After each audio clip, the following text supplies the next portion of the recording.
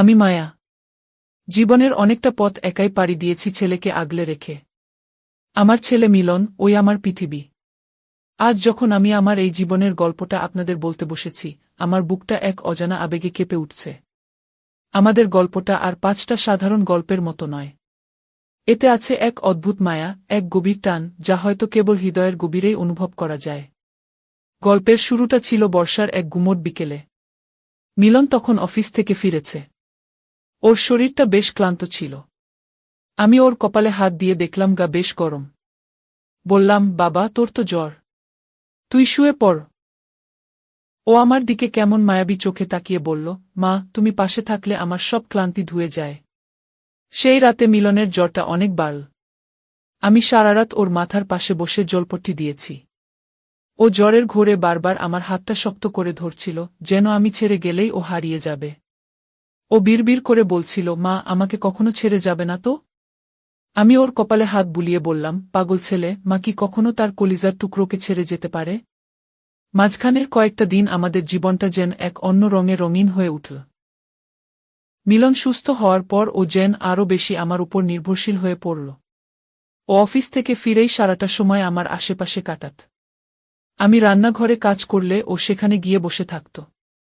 আমি যখন ওকে খেতে দিতাম, ও বলতো, মা, ছোটবেলার মতো তুমি খাইয়ে দেবে না? ওর এই আবদারগুলো আমাকে এক অদ্ভুত সুখ দিত। আমাদের মধ্যে এমন এক মায়ার সম্পর্ক তৈরি হয়েছিল যেখানে শব্দগুলো তুচ্ছ হয়ে যেত, শুধু চোখ আর মনের ভাষাই ছিল প্রধান। একদিন বিকেলে আমরা ছাদে বসেছিলাম। আকাশটা লাল হয়ে আসছিল। মিলন হঠাৎ আমার হাতটা নিজের হাতের মুঠোয় নিয়ে বলল, জানো মা, এই পৃথিবীতে যদি এমন কোনো নিয়ম থাকত যে আমরা সারা জীবন এভাবেই একজন অন্যজনের হয়ে থাকতে পারতাম, তবে আমি আর কিছুই চাইতাম না। ওর কথা শুনে আমার বুকটা ধক করে উঠল। ওর চোখের গভীরতায় আমি এক অন্যরকম ভালোবাসা দেখতে পাচ্ছিলাম, যা কেবল কৃতজ্ঞতা বা সন্তানের মায়া নয়, তার চেয়েও অনেক বেশি কিছু। নাটকীয়তা তখন বাড়ল যখন একদিন মিলনের বিয়ের প্রস্তাব নিয়ে আমার এক দূর সম্পর্কের আত্মীয় বাড়িতে এলেন। মিলন সেটা শোনার পর পুরো বাড়ি মাথায় তুল।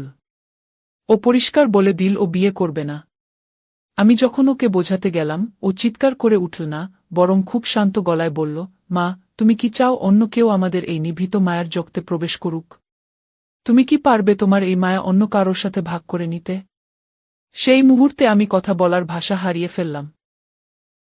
আমি বুঝতে পারছিলাম আমাদের এই সম্পর্কের মায়া এতটাই গভীর হয়ে গেছে যে অন্য কারোর জন্য সেখানে জায়গা নেই।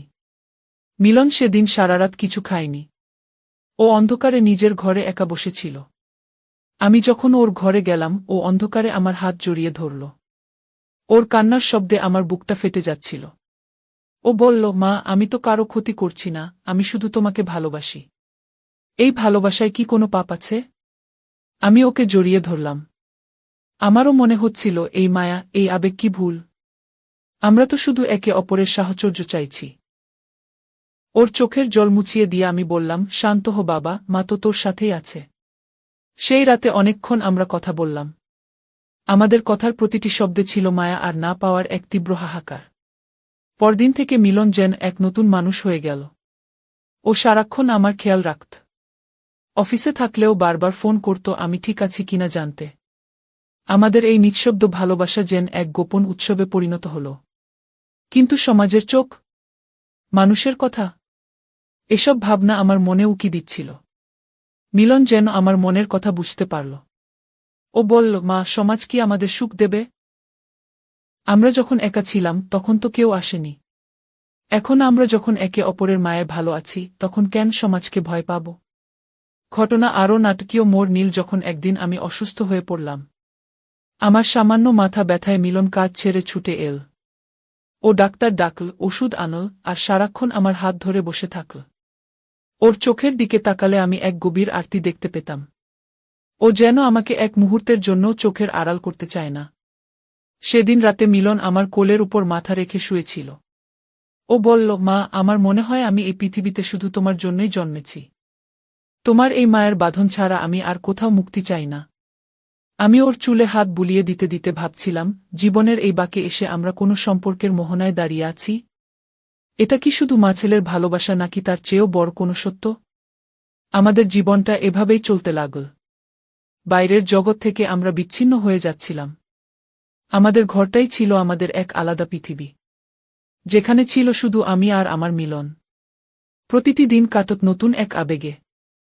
মিলন আমার জন্য ফুল আনত, আমার পছন্দের গান শোনাত। আমরা দুজনে মিলে বারান্দায় বসে জোছনা দেখতাম। সেই জোছনার আলোয় মিলনের মুখটা যখন দেখতাম, আমার মনে হতো এই মায়ার চেয়ে পবিত্র আর কিছুই হতে পারে না। কিন্তু একদিন হঠাৎ এক অনাকাঙ্ক্ষিত ঘটনা আমাদের এই শান্তির জীবনে ঝড় তুলে দিল। মিলনের এক বন্ধু বাড়িতে এল এবং আমাদের এই গভীর নৈকট্য দেখে আড়ালে কিছু কথা বলল, যা মিলনের কানে গেল। মিলন সেদিন রাগে ফেটে পড়ল। ও সেই বন্ধুকে বাড়ি থেকে বের করে দিল। আমি ওকে শান্ত করার চেষ্টা করলাম, কিন্তু ও বলল, মা, কেউ আমাদের বুঝবে না। কিন্তু আমি তোমাকে হারাতে পারব না। ওর চোখে সেদিন যে অস্থিরতা দেখেছিলাম তা আমাকে ভয় পাইয়ে দিয়েছিল। মিলন যেন পাগল হয়ে যাচ্ছিল আমাকে হারিয়ে ফেলার ভয়ে। ও আমাকে জড়িয়ে ধরে কাঁদতে লাগল। ওর সেই কান্নার প্রতিটা ফোঁটা আমার হৃদয়ে আগুনের মতো লাগছিল। আমি বুঝলাম এই সম্পর্কের টান এতটাই শক্তিশালী যে তা যেকোনো বাধা ভেঙে দিতে প্রস্তুত। গল্পের এই পর্যায়ে এসে আমি নিজেও দিশেহারা হয়ে পড়লাম। একদিকে আমার সন্তানের এই তীব্র আবেগ, অন্যদিকে সমাজের নিয়ম। কিন্তু মিলনের ওই অসহায় মুখটা দেখলে আমার সব যুক্তি হেরে যেত। আমি ঠিক করলাম, মিলন যেভাবে সুখী হয় আমি সেভাবেই থাকব। ওর হাসি খুশি মুখটাই আমার একমাত্র প্রার্থনা। সেই বিকেলের পর থেকে আমাদের সম্পর্কটা এক নতুন উচ্চতায় পৌঁছে গেল। আমরা আর লুকোচুরি করলাম না। আমরা একে অপরের সান্নিধ্য উপভোগ করতে লাগলাম কোনো দ্বিধা ছাড়াই। আমাদের সেই ছোট্ট বাড়িতে যেন এক প্রেমের ফল্গুধারা বয়ে যাচ্ছিল। কিন্তু মেঘ কি চিরকাল ঢাকা থাকে? ঝড়ের পূর্বাভাস কি পাওয়া যায় না? সেদিন বিকেলে মিলন অফিস থেকে ফিরে বলল, মা, চলো আমরা কোথাও দূরে চলে যাই, যেখানে শুধু তুমি আর আমি থাকব, যেখানে কেউ আমাদের বিচার করবে না। ওর কথা শুনে আমি অবাক হলাম। বললাম, কোথায় যাবি বাবা? ও আমার দিকে তাকিয়ে এক মায়াবী হাসি দিয়ে বলল, এমন কোথাও যেখানে আমাদের এই ভালোবাসার কোনো নাম থাকবে না, শুধু থাকবে অন্তহীন মায়া। আমি মিলনের চোখের দিকে তাকালাম। সেখানে ছিল এক গভীর নিশ্চয়তা। আমার মনে হলো ওর সাথে যে কোনো নরকেও আমি স্বর্গে থাকতে পারব। আমরা গোছগাছ শুরু করলাম। কিন্তু আমাদের এই যাত্রার মাঝপথে কি এমন কোনো বাধা আসবে যা আমরা ভাবিনি? আমাদের এই অদ্ভুত প্রেমের পরিণতি কি হবে? রাতটা ছিল ভীষণ অন্ধকার। বাইরে ঝোড়ো হাওয়া বইছিল। মিলন আমার হাতটা ধরে বলল, প্রস্তুত তো মা? আমি শুধু মাথা নাড়লাম। আমরা ঘর থেকে বের হতে যাব, ঠিক তখনই দরজায় এক প্রচণ্ড শব্দে কেউ কড়া নাড়ল। আমাদের বুকটা ধক করে উঠল। এই অসময়ে কে আসতে পারে? মিলন ইশারা করল আমাকে চুপ থাকতে। আমরা নিঃশব্দে দাঁড়িয়ে রইলাম। কিন্তু বাইরের মানুষের কণ্ঠস্বর শুনে আমাদের রক্ত হিম হয়ে এল। তারা কারা? কেন এসেছে তারা আমাদের এই মায়ের সংসার ভাঙতে? মিলন আমার হাত আরও শক্ত করে ধরল। ওর কপালে বিন্দু বিন্দু ঘাম জমছে। ও ফিসফিস করে বলল, ভয় পেও না মা, আমি থাকতে কেউ তোমার গায়ে হাত দিতে পারবে না। কিন্তু বাইরের মানুষগুলোর চিৎকার আর ধমক বেড়েই চল।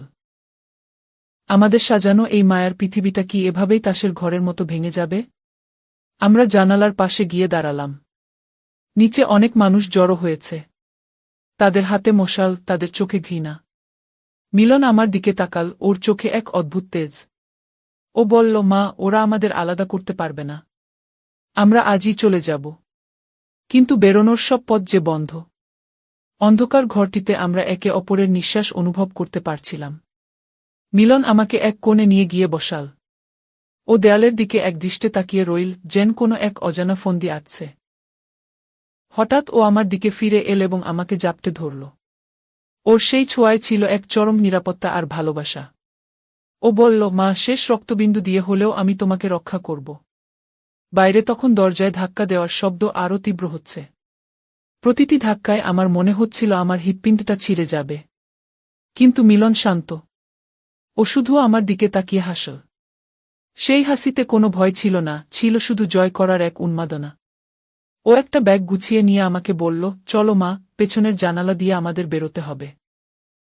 আমরা যখন পেছনের অন্ধকার গলিপথ দিয়ে বের হচ্ছিলাম, তখন প্রতিটি শব্দ আমাদের কাছে যমদূত মনে হচ্ছিল। আমরা দৌড়াচ্ছিলাম। মিলনের হাতটা ছিল আমার একমাত্র অবলম্বন।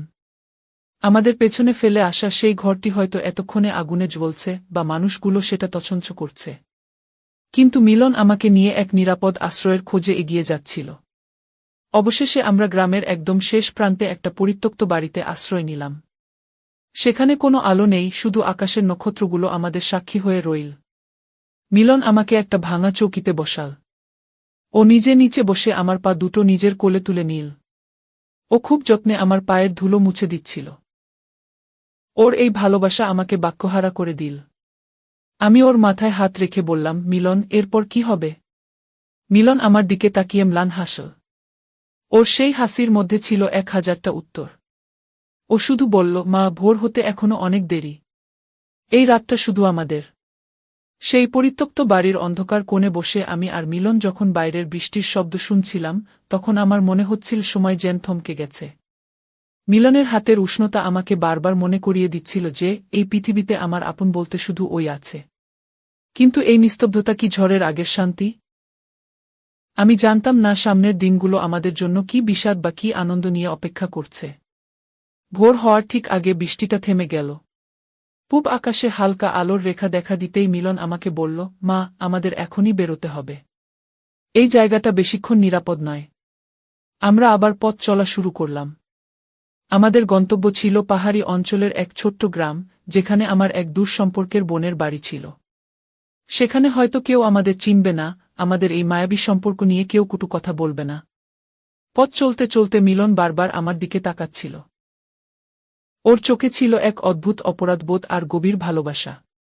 ও হঠাৎ থেমে গিয়ে বলল, মা, আমি কি খুব স্বার্থপর? আমার এই আবেগের জন্য তোমাকে আজ ঘরছাড়া হতে হলো। আমি ওর ঠোঁটে হাত রেখে বললাম, না রে পাগল, তুই তো আমার মুক্তি। তোর চোখের এক ফোঁটা জলের চেয়ে আমার কাছে এই ঘরবাড়ি অনেক তুচ্ছ। আমার কথা শুনে মিলন আমার হাতটা কপালে ঠেকিয়ে অনেকক্ষণ দাঁড়িয়ে রইল। ওর নীরবতা যেন 1000টা না বলা কথা বলছিল। আমরা যখন সেই পাহাড়ি গ্রামে পৌঁছলাম, তখন চারপাশটা কুয়াশায় ঢাকা। আমার বোন সুমি আমাদের দেখে অবাক হলেও কিছু বলল না। ও আমাদের জন্য একটা আলাদা ঘরের ব্যবস্থা করে দিল। সেখানে দিনগুলো কাটছিল এক অদ্ভুত শান্তিতে। মিলন সারাদিন আমার আশেপাশে থাকত। ও আমাকে রান্না করতে দিত না, নিজেই সব করার চেষ্টা করত। ওর সেই কাঁচা হাতের রান্না খেয়েও আমার মনে হতো এটাই পৃথিবীর সেরা স্বাদ। আমাদের সেই ছোট্ট ঘরটা হয়ে উঠেছিল ভালোবাসার এক স্বর্গ। কিন্তু শান্তি যেন আমাদের কপালে সেই ছিল না। কয়েক সপ্তাহ যেতে না যেতেই সুমি একদিন আমার কাছে এল। ওর মুখে ছিল চিন্তার ছাপ। ও বলল, আপা, গ্রামের মানুষজন তোমাদের নিয়ে আজেবাজে কথা বলছে। তারা বলছে মা আর ছেলের এত মাখামাখি ভালো লক্ষণ নয়। তোমরা নাকি শহর থেকে পালিয়ে এসেছ কোনো এক অপরাধ করে। সুমির কথা শুনে আমার বুকটা কেঁপে উঠল। আমাদের এই পবিত্র মায়া মানুষের চোখে অপরাধ? আমি মিলনকে সব কথা বললাম। ও শুনল, কিন্তু কোনো প্রতিক্রিয়া দেখাল না। শুধু ওর চোয়াল শক্ত হয়ে উঠল।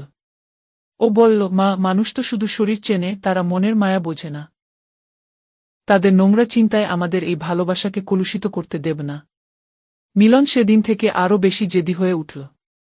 ও আমাকে এক মুহূর্তের জন্যও কাছছাড়া করত না। ও যেন আমার চারপাশ দিয়ে এক অদৃশ্য দেয়াল তুলে দিয়েছিল। নাটকীয়তা বাড়ল যখন একদিন গ্রামের কিছু মুরুব্বি আমাদের বাড়িতে চড়াও হলেন। তারা দাবি করলেন আমাদের এই গ্রাম ছেড়ে চলে যেতে হবে। মিলন তাদের সামনে গিয়ে বুক চিতিয়ে দাঁড়াল। ও খুব শান্ত অথচ কঠিন গলায় বলল, আমরা তো কারো ক্ষতি করছি না। আমার মা আমার কাছে পৃথিবীর সবচেয়ে প্রিয় মানুষ। তাকে আমি যেভাবে খুশি আগলে রাখব। আপনাদের সমস্যা কোথায়? তাদের মধ্যে একজন বৃদ্ধ লোক খুব কটু ভাষায় একটা কথা বলল, যা শুনে মিলনের ধৈর্যের বাঁধ ভেঙে গেল। ও চিৎকার করে উঠল, খবরদার! আমার মা সম্পর্কে একটাও বাজে কথা বলবেন না। আপনারা যাকে নোংরামি ভাবছেন, সেটা আমাদের কাছে পৃথিবীর সবচেয়ে বড় সম্পদ। সেদিন বড় কোনো রক্তপাত না হলেও উত্তেজনা চরমে পৌঁছাল। সুমি আমাদের হাত জোর করে বলল, আপা, তোমরা চলে যাও। নইলে ওরা তোমাদের মেরে ফেলবে। আমরা সেই রাতেই আবার বেরিয়ে পড়লাম। এবার আমাদের কোনো গন্তব্য ছিল না। আমরা শুধু হাঁটছিলাম। পাহাড়ি উঁচু নিচু পথ, মাথার উপর বিশাল আকাশ। মিলন আমার হাত ধরে টানছিল। ও বারবার বলছিল, ভয় পেও না মা, আমি আছি তো। ওর সেই আমি আছি কথাটাই ছিল আমার বেঁচে থাকার রসদ। হাঁটতে হাঁটতে আমরা একটা পাহাড়ের চূড়ায় পৌঁছলাম। নিচে গভীর খাদ, দূরে দেখা যাচ্ছিল শহরের আলোগুলো। মিলন সেখানে গিয়ে বসল। ও আমাকে ওর পাশে বসিয়ে বলল, মা দেখো পৃথিবীটা কত বড়। কিন্তু এই বিশাল পৃথিবীতে আমাদের মতো দুজনের জন্য কি 1 ইঞ্চি জায়গা হবে না, যেখানে শুধু ভালোবাসা থাকবে, কোনো ঘৃণা থাকবে না? আমি মিলনের কাঁধে মাথা রাখলাম। আমার চোখ থেকে জল গড়িয়ে পড়ছিল। ও আমার চোখের জল মুছিয়ে দিয়ে বলল, কাজ কেন মা? আমরা তো জিতে গেছি। ওরা আমাদের ঘর কেড়ে নিতে পেরেছে, কিন্তু আমাদের এই মায়ার বাঁধন তো ছিঁড়তে পারেনি। মিলনের চোখের দিকে তাকালে আমার মনে হতো, ওর এই আবেগের কাছে পৃথিবীর সব আইন, সব নিয়ম তুচ্ছ। হঠাৎ আমরা শুনতে পেলাম নিচে অনেক মানুষের কোলাহল আর টর্চের আলো। তারা আমাদের পিছু নিয়েছে। সেই গ্রামের লোকগুলো আমাদের শেষ করতে আসছে। মিলন উঠে দাঁড়াল। ও আমার দিকে তাকিয়ে এক মায়াবী হাসি দিল। সেই হাসিতে ছিল এক চিরন্তন প্রাপ্তি। ও বলল, মা, ওরা আমাদের ধরতে পারবে না। আমরা ওদের নাগালের বাইরে চলে যাব। আমি বুঝতে পারছিলাম না মিলন কি করতে চাইছে। ও আমার হাতটা শক্ত করে ধরল। ও বলল, মা, তুমি বলেছিলে না তুমি আমার কলিজার টুকরোকে কখনো ছেড়ে যাবে না? আজ সেই সময় এসেছে। আমরা সেই পাহাড়ের একদম কিনারে দাঁড়ালাম। নিচে অতল অন্ধকার। কিন্তু সেই অন্ধকারে আমাদের কোনো ভয় ছিল না। আমাদের মনে হচ্ছিল ওই অন্ধকারের উপারেই অপেক্ষা করছে আমাদের সেই কাঙ্ক্ষিত স্বর্গ। মিলন আমার চোখের দিকে তাকিয়ে বলল, মা, আমি তোমাকে অনেক ভালোবাসি। এই জন্মেই নয়, 1000 জন্মে আমি তোমারই হয়ে থাকতে চাই। ওর সেই গভীর উচ্চারণে আমার সারা শরীর রোমাঞ্চিত হয়ে উঠল। আমি বললাম, আমিও তোকে অনেক ভালোবাসি বাবা। তুই ছাড়া আমার এই জীবনে আর কিছুই ছিল না। মানুষগুলোর চিৎকার আরও কাছে এগিয়ে এল। টর্চের আলো আমাদের গায়ে এসে পড়ল। কেউ একজন চিৎকার করে বলল, ওই তো ওরা, ধর ওদের। কিন্তু মিলন আর দেরি করল না। ও আমার হাতটা এমনভাবে ধরল যেন আমরা এক অবিচ্ছেদ্য আত্মা। ও আমার কপালে একটা দীর্ঘ চুমু খেল। সেই চুমুতে ছিল এক জীবনের সব আবেগ আর মায়া। আমরা দুজনে মিলে আকাশের দিকে তাকালাম। নক্ষত্রগুলো যেন আমাদের দিকে তাকিয়ে হাসছে। মিলন বলল, মা, চল আমরা ওই নক্ষত্রদের দেশে চলে যাই। আমি শুধু হাসলাম। আমরা দুজনে একসাথে এক গভীর নিঃশ্বাস নিলাম। ঠিক সেই মুহূর্তে আমাদের চারপাশটা এক অপার্থিব আলোয় ভরে গেল। আমরা আর কোনো ঘৃণা শুনতে পাচ্ছিলাম না, কোনো ভয় অনুভব করছিলাম না। শুধু অনুভব করছিলাম একে অপরের হৃদস্পন্দন। মিলন আমার কানে ফিসফিস করে বলল, মা, এবার আর কেউ আমাদের আলাদা করতে পারবে না। গল্পের এই শেষ অধ্যায়ে এসে হয়তো আপনারা ভাবছেন আমরা হারিয়ে গেছি। কিন্তু না, ভালোবাসা কখনো হারায় না। আমরা সেই পাহাড়ের চূড়া থেকে এক অনন্তের পথে পা বাড়ালাম। যেখানে কোনো সমাজ নেই, কোনো কটু কথা নেই। আছে শুধু আমি আর আমার মিলন। আমাদের এই মায়ের বাঁধন চিরকাল অটুট থাকবে। মায়ের চোখের কোল থেকে শেষবারের মতো এক ফোঁটা জল যখন পাহাড়ের বুক চিরে নিচে পড়ছিল, তখন প্রকৃতির মাঝে এক অদ্ভুত স্তব্ধতা নেমে এল। সবাই হয়তো আমাদের খুঁজে বেড়াবে, কিন্তু আমরা তো তখন মিশে গেছি ওই গোধূলির আলোয়, ওই শান্ত বাতাসের মাঝে। আমাদের এই গল্পের শেষটা হয়তো মানুষের কাছে বিষাদময়, কিন্তু আমাদের কাছে এটাই ছিল পূর্ণতা। পৃথিবীর সব মায়া আর আবেগ নিয়ে আমাদের এই ছোট গল্পটি আজ এখানেই শেষ হল। ভালোবাসা বেঁচে থাকুক সব কিছুর মধ্যে।